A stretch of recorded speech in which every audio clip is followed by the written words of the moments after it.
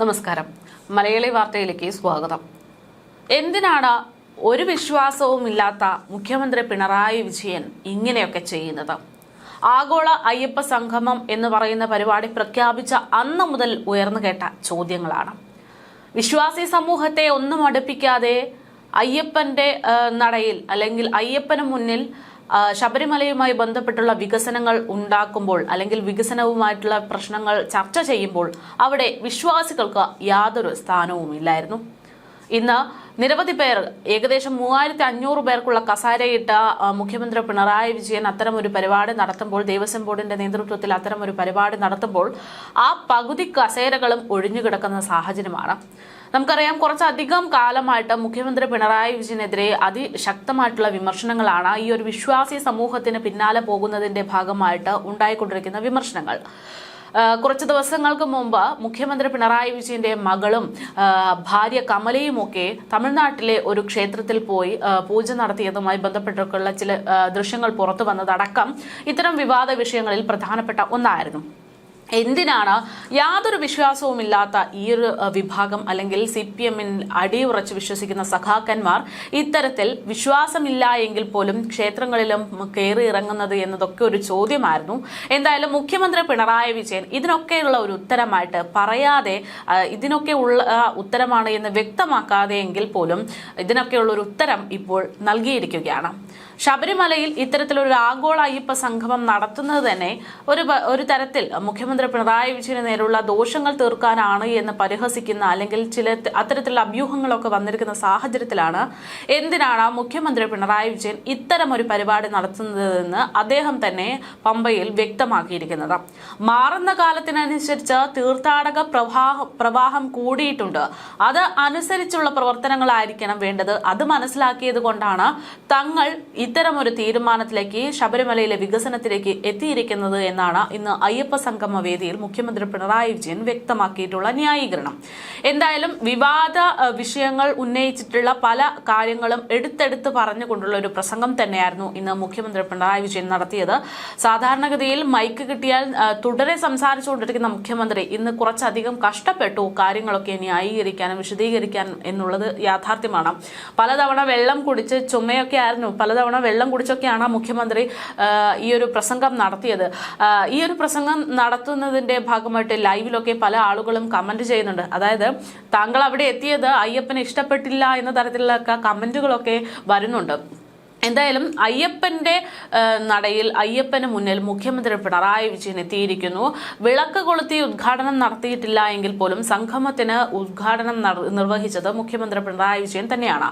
വിമർശനങ്ങൾ ഉന്നയിച്ചിട്ടുള്ള ആളുകളുടെ പ്രധാനപ്പെട്ട പോയിന്റ്സുകൾക്കൊക്കെ മറുപടി നൽകിക്കൊണ്ട് തന്നെയാണ് മുഖ്യമന്ത്രി ഇപ്പോൾ ഈ ഒരു വിഷയത്തിൽ വിശദീകരണം നൽകിയിട്ടുള്ളത്.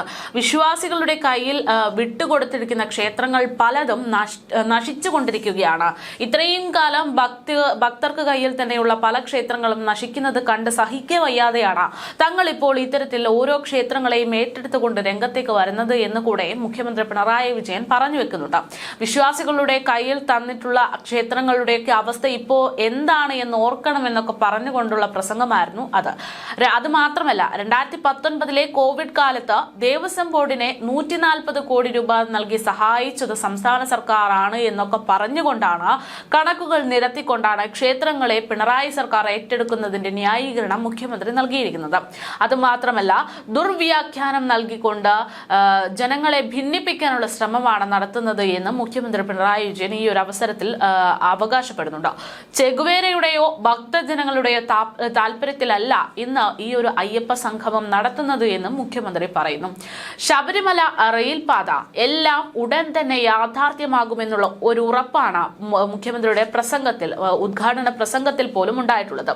പക്ഷേ അത് യാഥാർത്ഥ്യമാകണമെങ്കിൽ കേന്ദ്രത്തിന്റെയും സഹായം വേണം. പക്ഷെ അത് വൈകുന്നു എന്നതും മുഖ്യമന്ത്രി ചൂണ്ടിക്കാട്ടുന്നു.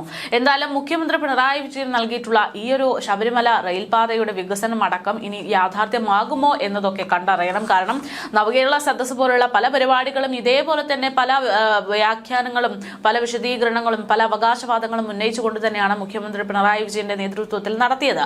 പക്ഷേ ഖജനാവിൽ നിന്ന് ലക്ഷക്കണക്കിന് രൂപ ഒരു കാര്യവും ഇല്ലാതെ നഷ്ടപ്പെട്ടു അവകാശപ്പെട്ടു എന്നതിനപ്പുറത്തേക്ക് അന്ന് അവകാശപ്പെട്ടതുപോലെ ഒരു സാധാരണക്കാരന്റെ ഏതെങ്കിലും ഒരു മനുഷ്യന്റെ സങ്കടത്തിന് പരിഹാരം എന്നതുപോലും ഉണ്ടായിട്ടില്ല എന്നുള്ളതാണ് വസ്തുത. ഇനി അതുപോലെയാണോ ഈ ശബരിമലയുടെ വിഷയത്തിൽ ഉണ്ടാകുക എന്നതൊക്കെ കാത്തിരുന്ന് കാണണം. എന്തായാലും ശബരിമല റെയിൽപാത ഉൾപ്പെടെ ഉടൻ തന്നെ വികസിപ്പിക്കും, അത് യാഥാർത്ഥ്യമാകും എന്നുള്ള ഉറപ്പ് മുഖ്യമന്ത്രി നൽകിയിരിക്കുകയാണ്. ഭക്തരുമായിട്ട് ചേർന്ന് കാര്യങ്ങൾ നടപ്പിലാക്കാനാണ് ഈ ഒരു സംഗമത്തിന്റെ ഉദ്ദേശമെന്നാണ് മുഖ്യമന്ത്രിയുടെ വ്യക്തമാക്കൽ.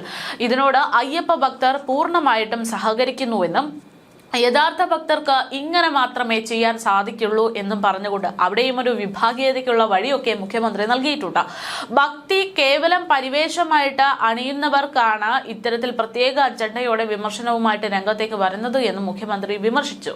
പ്രത്യേക താല്പര്യങ്ങൾ ഉള്ളവരായിരിക്കും അത് എന്നും അതിനാൽ അവർ സംഗമം തടയാനുള്ള ശ്രമങ്ങൾ തുടരുമെന്നും മുഖ്യമന്ത്രി പറഞ്ഞു. ആ ശ്രമങ്ങളെ സുപ്രീം കോടതി തടഞ്ഞത് ആശ്വാസകരമാണ് എന്നും കോടതി വിധിയെക്കുറിച്ച് മുഖ്യമന്ത്രി പരാമർശിച്ചു. തത്വമസി എന്നതാണ് ശബരിമലയിലെ സങ്കല്പം. ഞാനും നീയും ഒന്നാകുന്നു എന്ന് പറയുമ്പോൾ ഇവിടെ ആരും അന്യരില്ല, അഥവാ അന്യരിലേക്ക് കൂടി ഞാൻ എന്ന സങ്കല്പം ചേർന്ന് നിൽക്കുന്ന ഒന്നാണ് അതെന്നും ഇങ്ങനെ അന്യത എന്നത് ഇല്ലാതാക്കുന്നു എന്നും അപരൻ എന്നത് ഇല്ലാതാകുന്നു എന്നും എല്ലാവരും ഒന്നിച്ചു നിൽക്കണം എന്നുള്ള ഒരു ബോധമാണ് തെളിയിക്കേണ്ടത് എന്നുമൊക്കെയാണ് ശബരിമലയുടെ സന്ദേശമെന്നും മുഖ്യമന്ത്രി പറയുകയാണ്.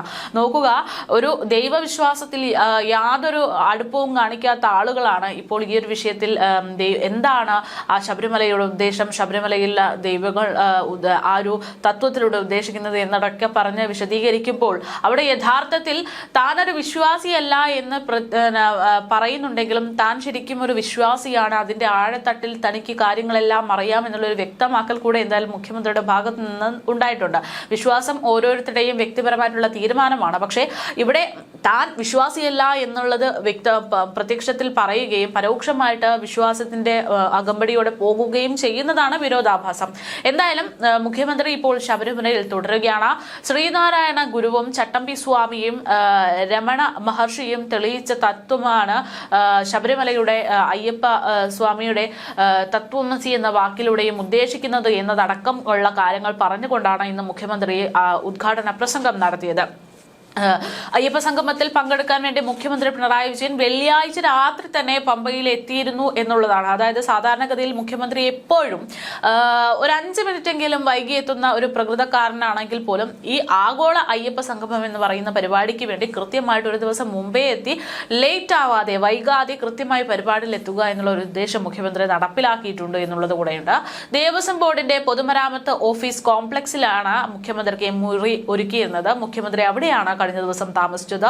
ദേവസ്വം മന്ത്രി VN Vasavan, Devaswom board president PS Prashanth, Devaswom വകുപ്പ് സെക്രട്ടറി MG രാജമാണിക്യം, ജില്ലാ കളക്ടർ S പ്രേംകൃഷ്ണൻ തുടങ്ങിയവരൊക്കെ മുഖ്യമന്ത്രിയെ സ്വീകരിക്കാൻ എത്തിയിട്ടുണ്ട്.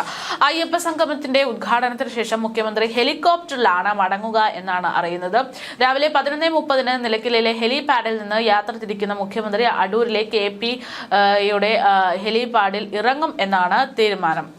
എന്തായാലും ഇത്തരത്തിൽ മുഖ്യമന്ത്രിയുടെ ചാർട്ടുകളൊക്കെ മുന്നോട്ട് പോകുമ്പോൾ അയ്യപ്പ സംഗമത്തിനായിട്ട് പമ്പാതീരത്തെ ഒരുക്കിയിരിക്കുന്നത് 3500 പേർക്ക് ഇരിക്കാൻ പറ്റുന്ന വേദിയാണ് എന്നുള്ളതാണ് റിപ്പോർട്ടുകൾ. പക്ഷേ പല കസേരകളും, അതായത് 10-ൽ 5-ൽ കൂടുതൽ കസേരകൾ ഒഴിഞ്ഞു കിടക്കുന്ന ഒരു സാഹചര്യം കൂടെ ഈ ഒരു സംഗമത്തിൽ ഉണ്ട് എന്നുള്ളതും വസ്തുതയാണ്. എന്തായാലും പ്രധാന വേദി 3ആയിട്ട് തിരിച്ചുകൊണ്ടാണ് 3500 പേർക്ക് ഇരിക്കാൻ പറ്റുന്ന സഭ വേദി അയ്യപ്പ സംഗമത്തിൽ ഒരുക്കിയിട്ടുള്ളത്. ഇതിനു പുറമെ ഹാളിൽ വലിയൊരു 6 LED സ്ക്രീനും സ്ഥാപിച്ചിട്ടുണ്ട് എന്നാണ് വിവരം.